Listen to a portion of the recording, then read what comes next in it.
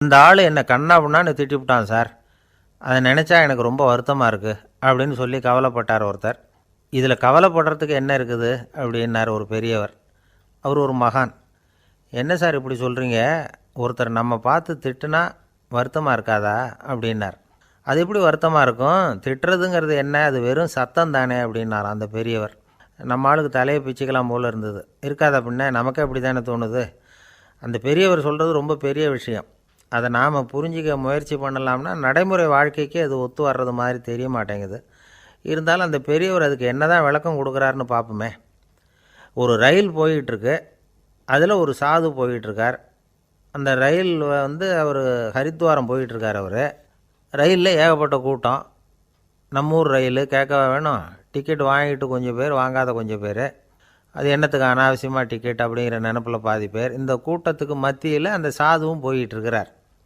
உட்கார்றதுக்காக இருந்த இடத்துல ஒரு ஆள் படுத்துருக்கிறான். கொஞ்சம் முரட்டு ஆசாமி. அவன் கால் பக்கத்தில் கொஞ்சோண்டு இடம் பாக்கி இருந்தது. அந்த இடத்துல இந்த சாது உட்காந்துருந்தார். மெதுவாக உட்காந்துக்கிட்டார் போய்.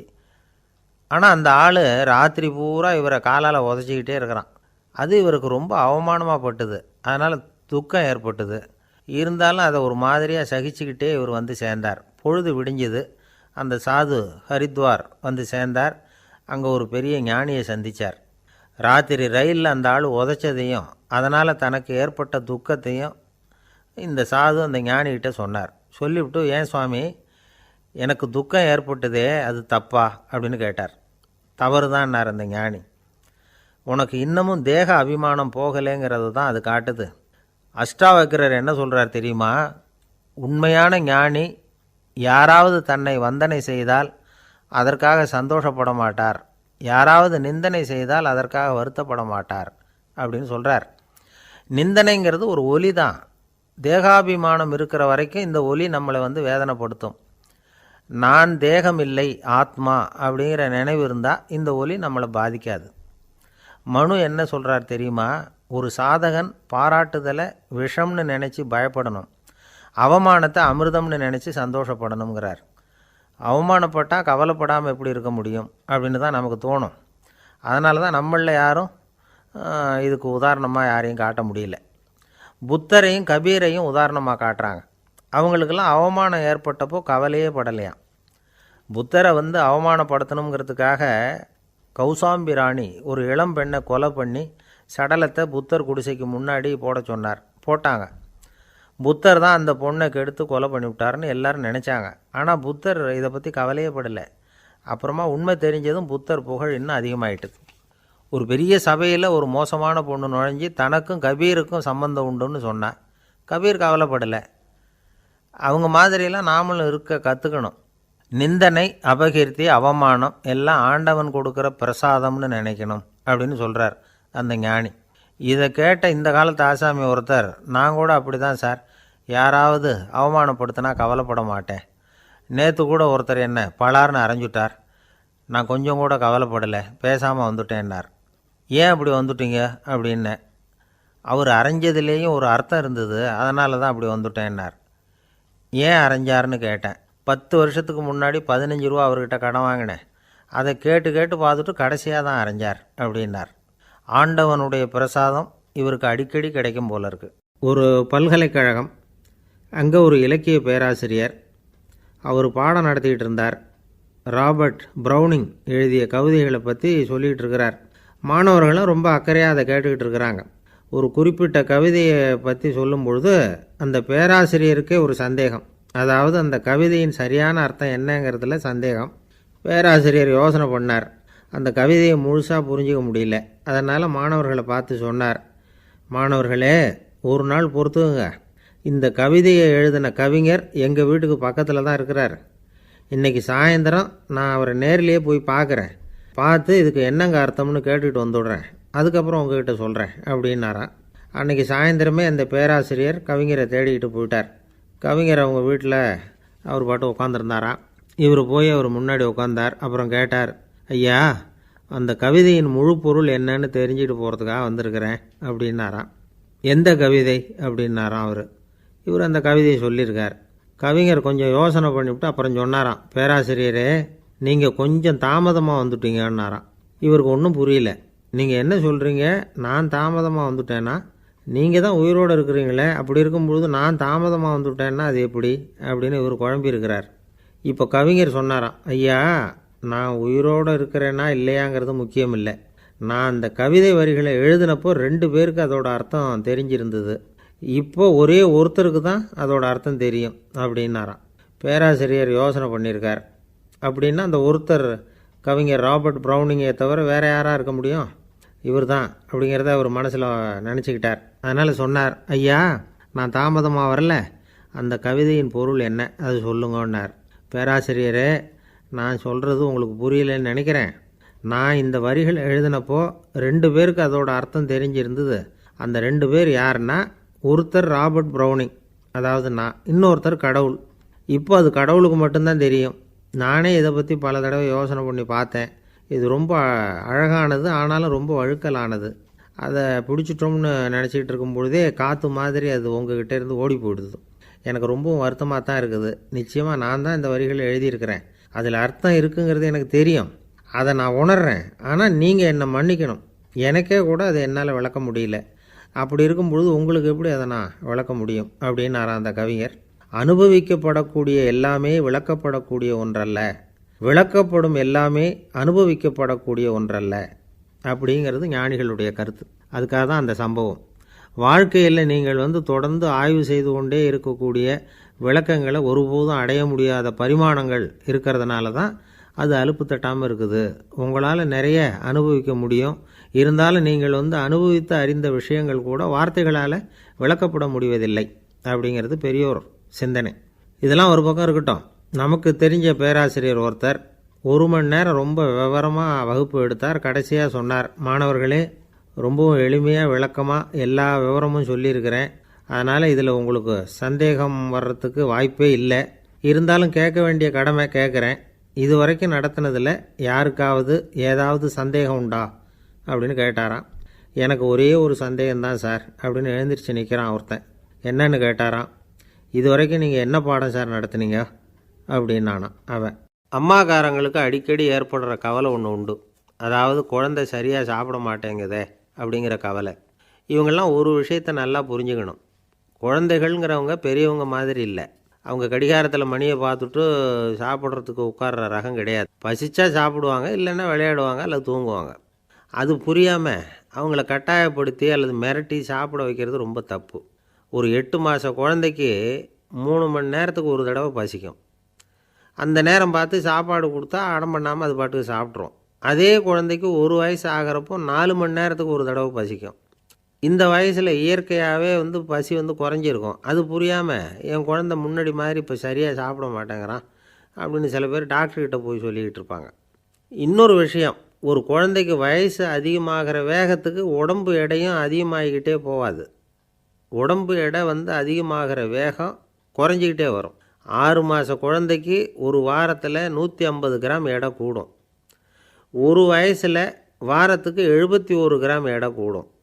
இது புரியாமல் அதிகமாக சாப்பாட்டை கொடுத்து குழந்தைய கஷ்டப்படுத்தக்கூடாது. ஏன்னா அளவுக்கு மீறின உணவு அஜீரணத்தை உண்டு பண்ணிவிடும். குழந்தைக்கு ஒரு தட்டில் கொஞ்சமாக ஆகாரத்தை வச்சு கொண்டுகிட்டு போய் கொடுக்கணும். மலை மாதிரி குவிச்சு வச்சா அதை பார்த்ததுமே பசி அடங்கி போயிடும். அடித்து மிரட்டி பயமுறுத்தி குழந்தைய சாப்பிட வைக்கிற பழக்கம் இருக்குது பாருங்கள், அதுக்கு ஃபுட் ஃபோர்ஸிங் அப்படின்னு பேர். இப்படி பண்ணினா குழந்தைக்கு சாப்பாட்டில் விருப்பம் குறைஞ்சிரும், அதை கண்டாவே வெறுக்க ஆரம்பிச்சிடும்.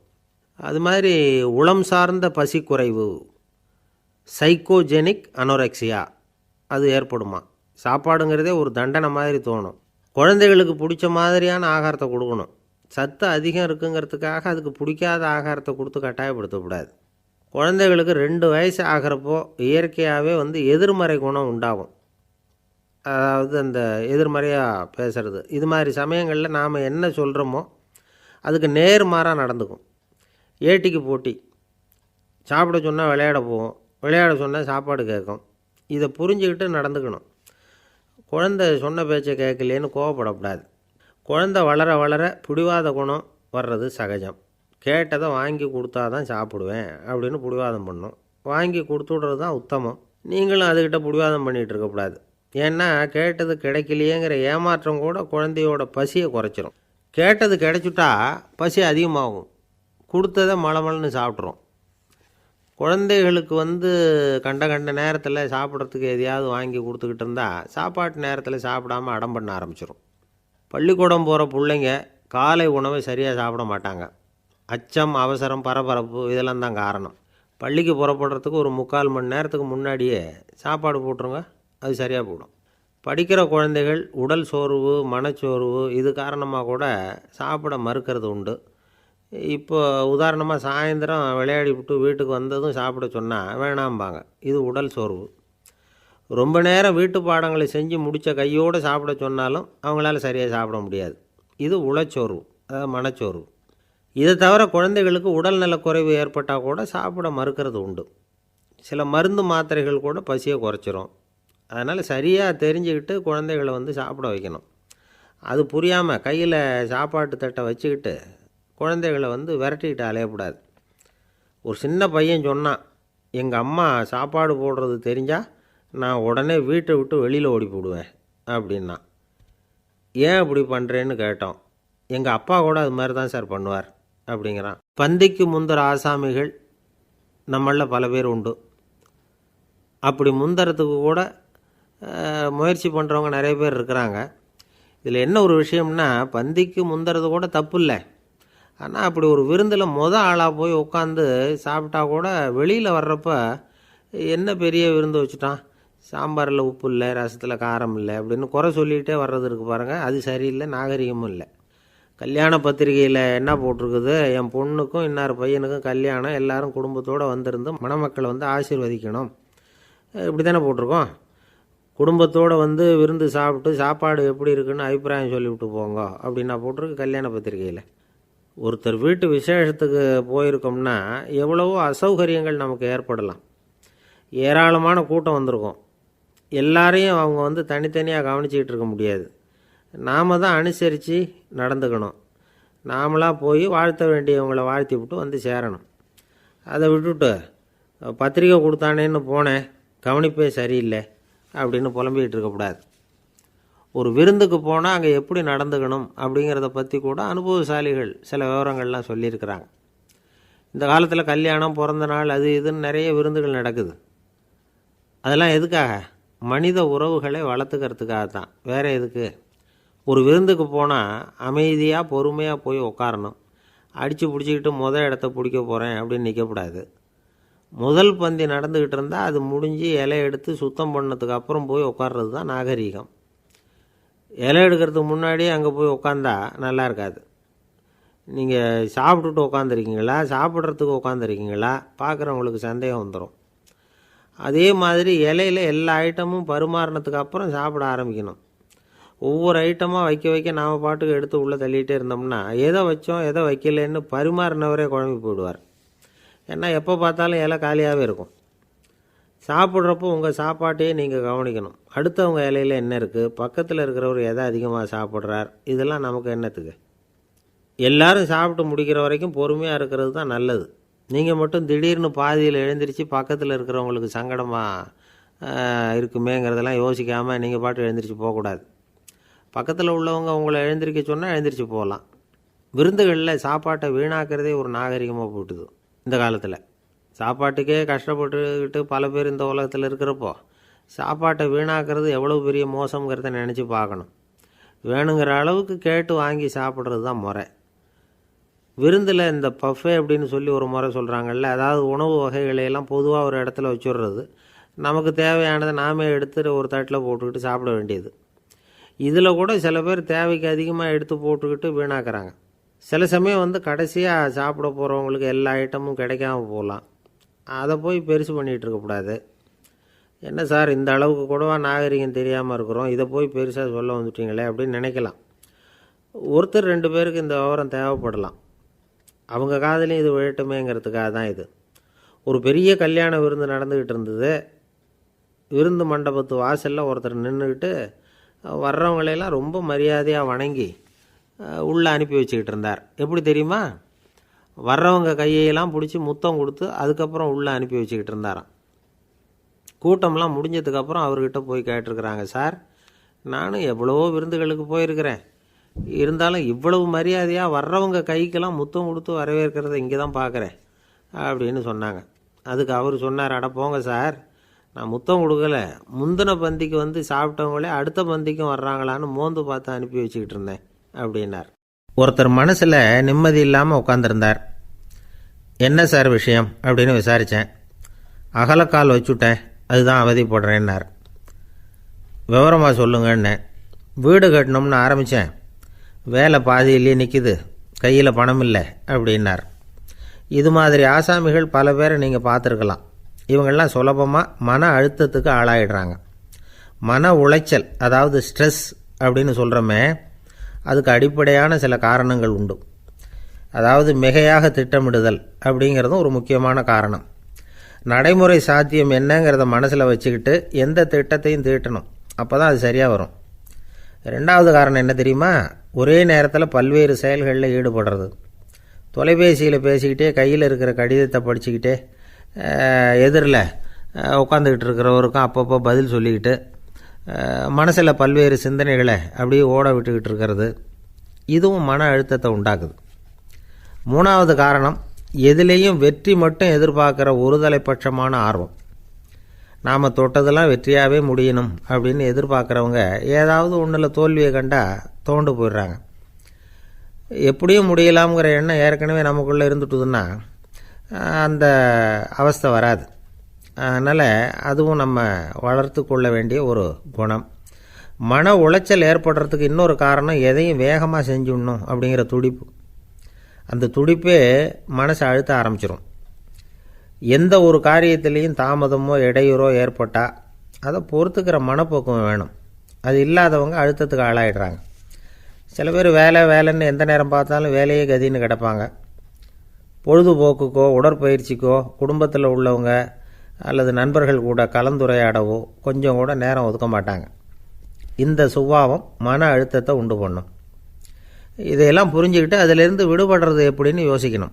வல்லுநர்கள் இது தொடர்பாக சில யோசனைகளை சொல்லி வச்சிருக்கிறாங்க.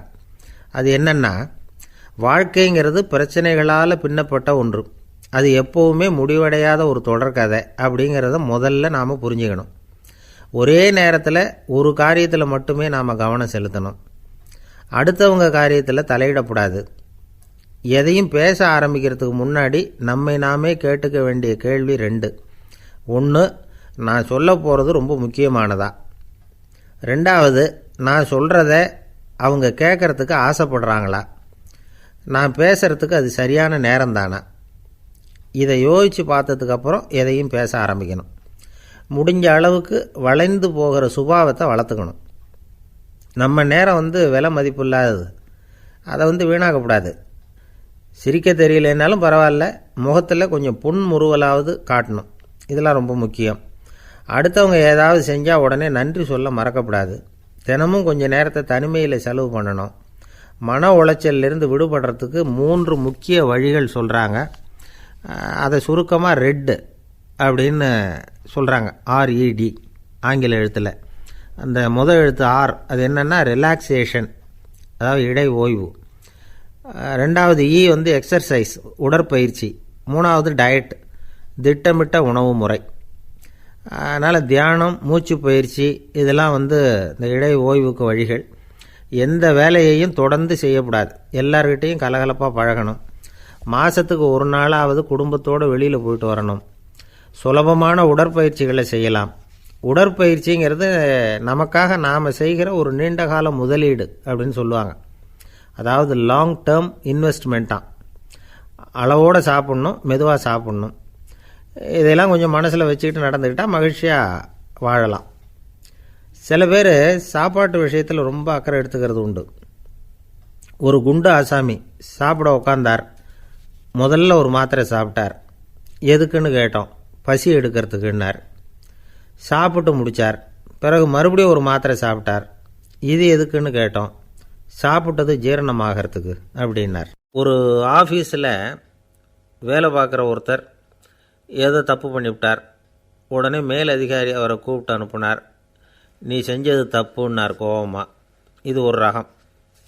சில அதிகாரிகள் இப்படி நீங்கள் செஞ்சது தப்புன்னு சொல்கிறதில்ல, நீங்கள் செஞ்சது சரி, அப்படின்னு சொல்கிறதில்ல. எப்படி சொல்லுவாங்கன்னா, நீங்கள் செஞ்சது வந்து சரியில்லைன்னு நான் நினைக்கிறேன் அப்படின்னு சொல்லுவாங்களாம்.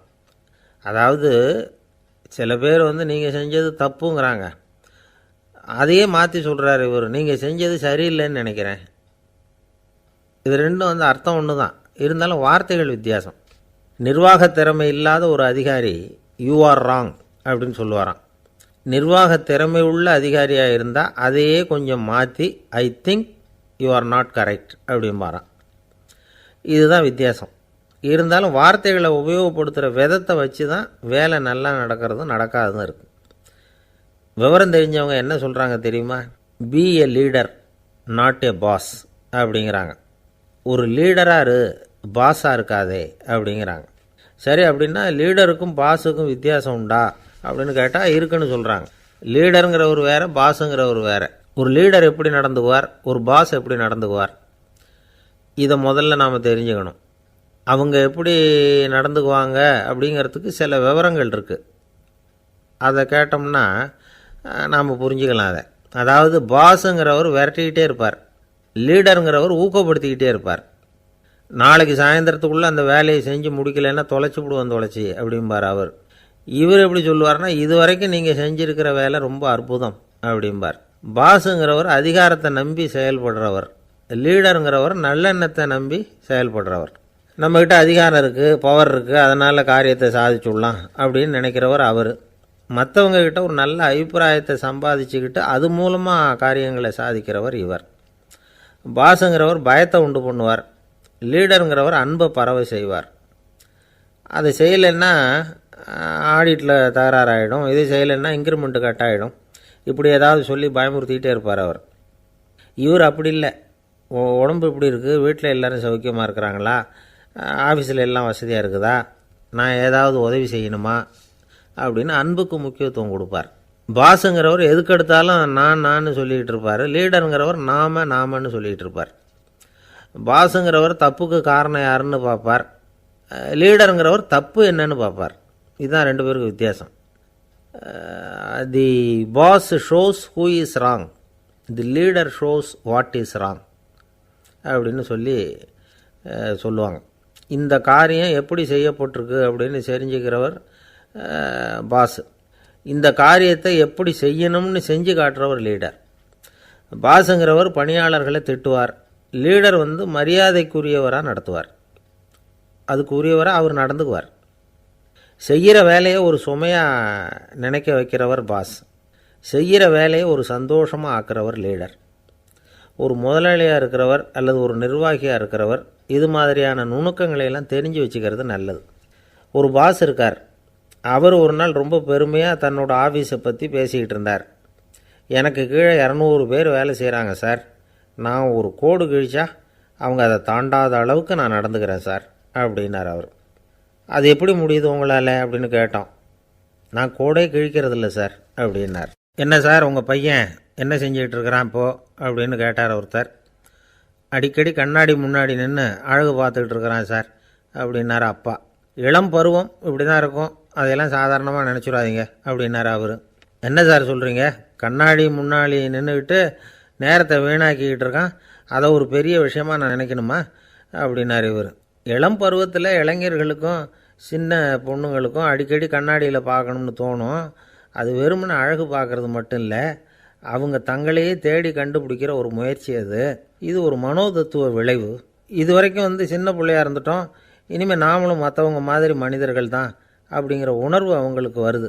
தங்களோட முகம் எப்படி இருக்குது, அழகு எப்படி இருக்குது, உடம்பு நேரம் எப்படி இருக்குது, முடி எப்படி இருக்குது அப்படிங்கிறதையெல்லாம் கண்டுபிடிக்கிறாங்க. அதுக்கப்புறம் இன்னொரு ஆணோ பொண்ணோ தன்னை கவனிக்கணும் அப்படின்னு நினைக்கிறாங்க. இதெல்லாம் மனோதத்துவ உண்மைகள், இதெல்லாம் இயற்கை. இதை பார்த்துட்டு பெற்றவங்க பிள்ளைங்க கெட்டு போட்டாங்க அப்படின்னு நினைக்கக்கூடாது, அவங்கள திட்டிக்கிட்டே இருக்கக்கூடாது. இன்றைக்கி பல குடும்பங்களில் இதுதான் நடந்துக்கிட்டு இருக்குது. மனுஷ வாழ்க்கையிலேயே இப்படியும் இல்லாத அப்படியும் இல்லாத ஒரு பருவம் இளம் பருவம். 13லேருந்து 19 வயசுக்கு உட்பட்ட ஆண்கள் பெண்கள் இந்த வகையை சேர்ந்தவங்க, டீனேஜ் குரூப். இவங்கள சின்னவங்கன்னு நினச்சிட முடியாது, பெரியவங்கன்னு நினச்சிட முடியாது. இவங்க ரொம்ப சென்சிட்டிவ். சமூகம் நினச்சா இவங்களை நல்லவங்களாகவும் ஆக்கலாம், கெட்டவங்களாகவும் ஆக்கலாம். கொஞ்சம் அக்கறை எடுத்துக்கிட்டால் பெரிய பெரிய மேதைகளையும் விஞ்ஞானிகளையும் உருவாக்கலாம். ஆனால் நடக்கிறது என்ன தெரியுமா, அநேகமாக இவங்களை யாருமே சரியாக புரிஞ்சுக்கிறது இல்லை, இவங்களை சரியாக நடத்துறதும் இல்லை. இது வரைக்கும் நாம் சொல்கிறத கேட்டுக்கிட்டு இருந்தான், இப்போல்லாம் அவன் இஷ்டத்துக்கு நடக்க ஆரம்பிச்சிட்டான் அப்படின்னு வருத்தப்படுற பெற்றோர்கள் அதிகம். இது வருத்தப்படுற விஷயம் இல்லை, சந்தோஷப்பட வேண்டிய விஷயம். உங்கள் புள்ள சொந்தமாக யோசிக்க ஆரம்பிக்கிறதும் நடந்துக்க ஆரம்பிக்கிறதும் ஒரு தப்பான விஷயமா? அவன் கடைசி வரைக்கும் உங்கள் பேச்சையே கேட்டுக்கிட்டு இருக்கணுங்கிறது என்ன நியாயம்? இன்றைக்கி இளைஞர்களை பெரியவங்க தப்பாக புரிஞ்சுக்கிட்டு தவறாக நடத்துறதுனால தான் அவங்களுக்கு வெறுப்பு, எரிச்சல், மனக்கசப்பு எல்லாம் உண்டாகுது. பெற்றவங்க சரியாக மதிக்கிறது இல்லை அப்படிங்கிற ஒரே காரணத்தினாலேயே வீணாக போகிற பிள்ளைங்க இன்றைக்கி அதிகம். சரி, பெற்றவங்களுக்கு இன்றைக்கி என்ன தான் புத்தி சொல்ல வர்றீங்க அப்படின்னு கேட்குறீங்களா? நாம் எதையும் சொல்ல வரல, ஆனால் அது சம்பந்தமான சில நிபுணர்கள் சொல்லியிருக்கிறத உங்கள் காதில் போட்டு வைக்கலாம். அது என்னென்னா, பிள்ளைங்கக்கிட்ட அன்பு செலுத்துங்க. குழந்தையாக இருந்தப்போ எவ்வளவு பாசமாக இருந்தீங்க, வளர வளர அதை ஏன் குறைச்சிக்கிறீங்க? பெற்றவங்களின் அன்பான வார்த்தைகளுக்கு ஏங்குறவங்க தான் இன்றைய இளைஞர்கள். அவங்க எதை சொன்னாலும் அதை அக்கறையாக காது கொடுத்து கேளுங்க, அலட்சியப்படுத்தாதீங்க. அவங்க விரும்புகிறது உங்கள்கிட்டேருந்து ஒரு மதிப்பு, மரியாதை, அங்கீகாரம், இவ்வளவு தான். அவங்க அவங்களாவே முடிவுகள் எடுக்கட்டும், அதுக்கு நீங்கள் உதவியாக இருங்க, அது போதும். மற்றவங்க முன்னாடி, முக்கியமாக அவங்க நண்பர்கள் முன்னாடி அவங்கள பற்றி மட்டமாக பேசாதீங்க. அவங்கக்கிட்ட பொய் சொல்லக்கூடாது. நீங்கள் சொன்னது பொய்ன்னு தெரிஞ்சு போச்சுன்னா உங்கள் பேரில் அவங்களுக்கு இருக்கிற மதிப்பு போயிடும், நம்பிக்கை போயிடும். அவங்களுக்கு முன்னாடி நீங்கள் சண்டை போடக்கூடாது. உங்கள் பிள்ளைய எப்பவும் இன்னொரு பிள்ளையோட ஒப்பிட்டு பேசுகிற வேலையே வேணாம். கூட பிறந்த மற்றவங்களோட கூட ஒப்பிடக்கூடாது. இப்படி செஞ்சால் அவன் உங்ககிட்டையும் பிரியமாக இருக்க மாட்டான், அவங்ககிட்டையும் பிரியமாக இருக்க மாட்டான். புள்ள எங்கே போகிறான், என்ன பண்ணுறான் அப்படின்னுலாம் துப்பறிஞ்சிக்கிட்டு இருக்கக்கூடாது. இளைஞர்கள் தனிமையை விரும்புகிறவங்க. அவங்கள பெட்டியில் வச்சு மூடி பாதுகாக்கணும்னு நினைக்கக்கூடாது. அவங்கள எப்படி பாதுகாக்கிறது அப்படிங்கிறது அவங்களுக்கே தெரியும். உங்கள் புள்ள எப்படி நடந்துக்கணும்னு நீங்கள் எதிர்பார்க்குறீங்களோ அது மாதிரி நீங்கள் நடந்து காட்டுங்க, அது போதும். ஒரு வீட்டில் அப்பாவும் அம்மாவும் பேசிகிட்டு இருக்கிறாங்க. என்னங்க, நம்ம பொண்ணு பெரியவளாயிட்டா, அடிக்கடி கண்ணாடி முன்னாடி போய் நின்றுக்கிட்டு இருக்கிறா, சீக்கிரமாக ஒரு பையனை பார்த்து கல்யாணத்தை முடிக்காமல் இப்படி மசன்னு கல் மாதிரி உட்காந்துருக்குறீங்களே அப்படின்னு சத்தம் போட்டாங்க அந்த அம்மா. அவசரப்படாத, பார்க்குறதுக்கு கண்ணுக்கு அழகாக லட்சணமாக புத்திசாலியாக ஒரு பையன் கிடைக்க வேணாமா, அதுதான் பார்த்துக்கிட்டு இருக்கிறேன் அப்படின்னார் அப்பா. இதுக்கு அந்த அம்மா சொல்கிறாங்க, எங்கள் அப்பா இப்படியெல்லாம் நினச்சிக்கிட்டு இருந்திருந்தா எனக்கு கல்யாணமே ஆயிருக்காது தெரியுமா அப்படின்னாங்களாம்.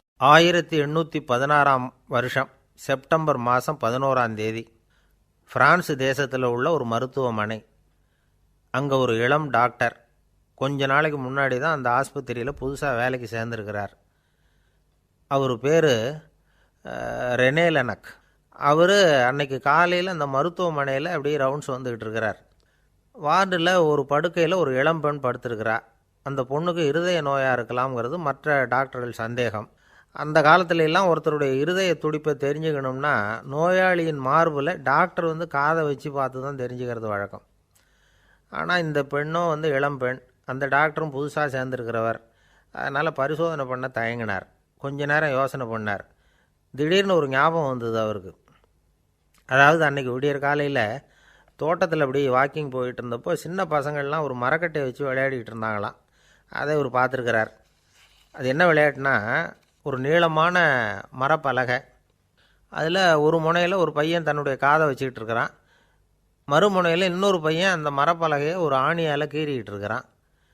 ஒரு முனையில் ஆணியால் கீறும் பொழுது மறுமுனையில் காதை வச்சிருக்கிற பையனுக்கு அந்த சத்தம் துல்லியமாக கேட்குது.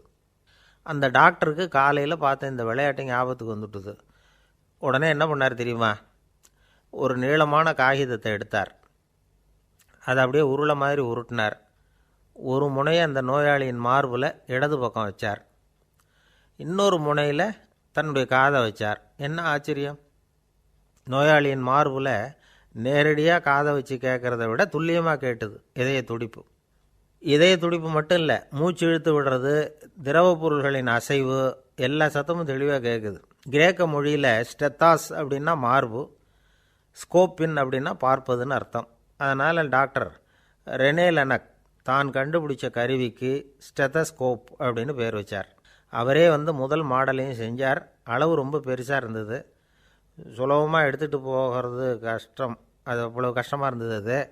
அதனால் அவரே அதை அப்புறம் 2 பிரிவாக தயார் பண்ணார். இது 2 துண்டையும் டாக்டர் தன்னோட கோட்டு பாக்கெட்டில் வச்சுக்கலாம், தேவைப்படுறப்ப எடுத்து ஒன்றா சேர்த்துக்கலாம். இப்படி தான் அவர் ஆரம்பத்தில் பண்ணார்.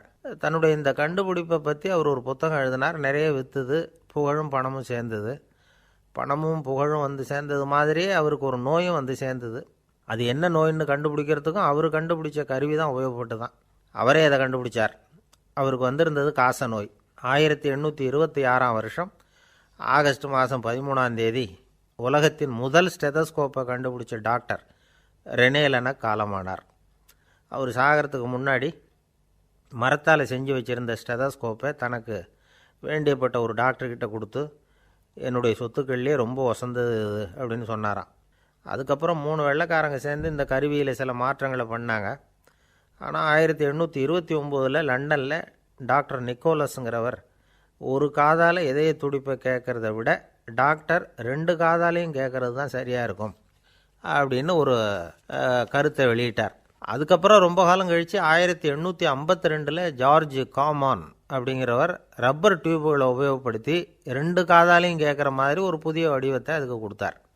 அதுக்கு பிறகு அது படிப்படியாக எவ்வளவோ மாற்றங்கள் இருந்தாலும் ஆரம்பத்தில் டாக்டர் ரெனே லெனக் உருவாக்கின அடிப்படை மாடலை யாரும் மாற்றி அமைக்கலைங்கிறது தான் முக்கியமான விஷயம். நமக்கு தெரிஞ்ச ஒரு ஆஸ்பத்திரி, அதில் ஒரு நோயாளி, காலை நேரத்தில் நர்ஸு அந்த பக்கமாக போயிட்டு இருந்தாங்க. அதை பார்த்துட்டு ஒரு நர்ஸுன்னு கத்துறார். நர்ஸு அவசரமாக ஓடி வந்து என்ன விஷயம்னு கேட்டாங்க. சிஸ்டர், இங்கே பாருங்கள், உங்கள் டாக்டரை என் நெஞ்சில் ஒரு காதை வச்சு கேட்டுக்கிட்டு இருக்கிறார் அப்படின்னார் நோயாளி. சிஸ்டர் பதட்டப்படாமல், அதனால் என்ன, இந்த டாக்டர் பழமையான விஷயங்களில் ரொம்ப நம்பிக்கை உள்ளவர், அதனால் ஸ்டெதாஸ்கோப்பை உபயோகப்படுத்தாமல் காதை வச்சு கேட்குறார், அது ஒன்றும் தப்பு இல்லை அப்படின்னாங்களாம். ஐயோ, அதுக்காக இல்லை சிஸ்டர், இவர் என் நெஞ்சு மேலே தலையை வச்சது நேற்று ராத்திரி 9 மணி, இப்போ விடிஞ்சு போச்சு, இன்னமும் தலையை எடுக்கவே